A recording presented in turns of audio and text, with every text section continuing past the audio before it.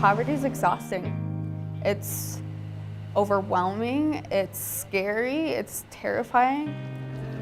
There were so many things I did that were just fight or flight. You're in such a mentality of survival.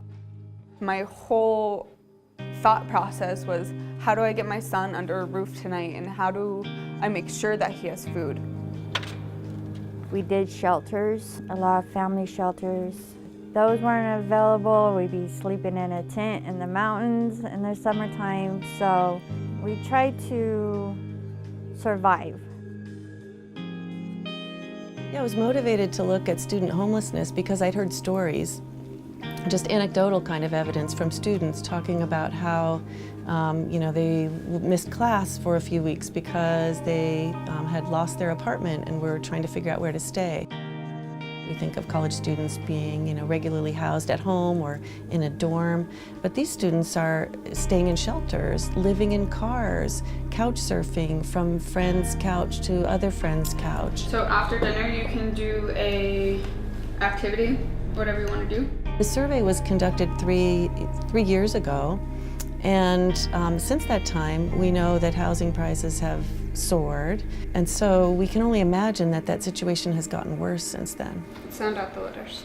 There's that DR again, remember?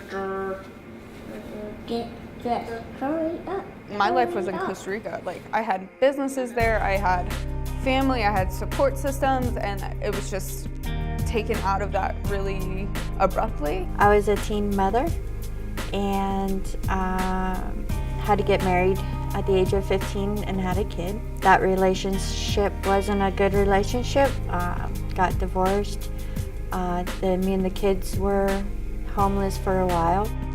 About 6 months after moving back to Colorado, I decided that I had to do something, and I decided to enroll in school, and it was a really, really crazy ride.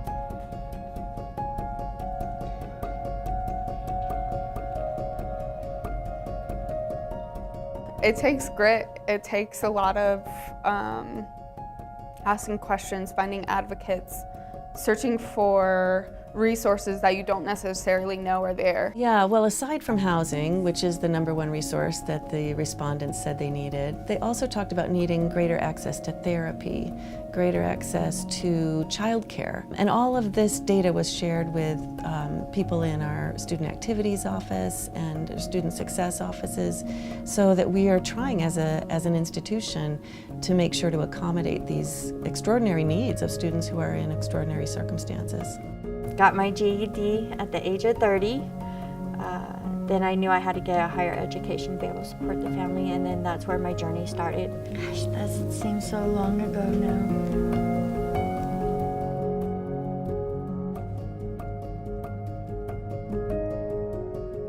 It speaks of incredible motivation and perseverance to overcome those kinds of challenges, the challenges of not having a secure, place to sleep every night, a safe bed in a house or an apartment, and then continuing to persist, to come to school, to have thoughts about moving beyond this challenging homelessness situation.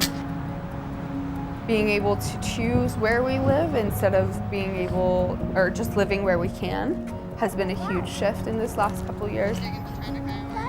Having to ask for help is so hard, and having to admit when there's deficits that you're not capable of is such a humbling process. But I look at my son and I see that he is my motivation, and if it weren't for him, I definitely wouldn't be here.